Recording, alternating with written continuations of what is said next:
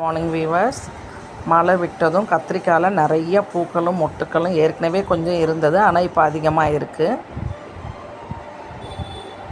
அதே மாதிரி நம்மளுடைய வெள்ளரிக்காய் செடியிலையும் பூக்கள் நிறைய விட்டு நிறைய காய் பிஞ்சு பிடிக்க ஆரம்பிச்சிடுச்சு. எல்லா செடியிலையும் கொஞ்சம் கொஞ்சம் மொட்டுக்கள் அதிகமாக இருக்குது, பூக்களும் கொஞ்சம் அதிகமாக கொடுத்துட்ருக்காங்க. நம்ம இப்போதைக்கு எந்த உரங்களும் கொடுக்க வேண்டாம். மழை பெய்யறதுனால எந்த உரங்களும் கொடுத்தா நம்ம செடி அழுகல் நோய் வந்துடும்.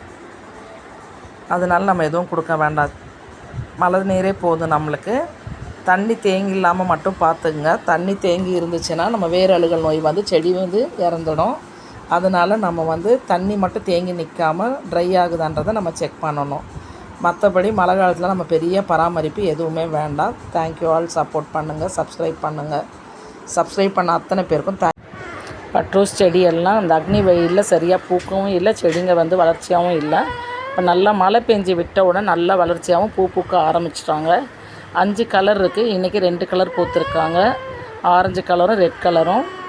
எல்லா செடியுமே நல்லா மொட்டுக்கள் வந்தாச்சு, ஃப்ரெஷ் ஆகிட்டாங்க. நிறையா பக்க கிளைகள்லாம் வந்தாச்சு. இந்த மழையில் நமக்கு நிறையா பூ வரத்து கிடைக்க ஆரம்பித்தாச்சு. சம்மரில் நல்லா தான் இருந்தது. இந்த அக்னியில் மட்டும்தான் கொஞ்சம் பூக்கள் குறைஞ்சிட்டாங்க. மற்றபடி பூக்கள் பூத்து தான் இருக்காங்க. Thank you all. சப்போர்ட் பண்ணுங்கள், சப்ஸ்கிரைப் பண்ணுங்கள்.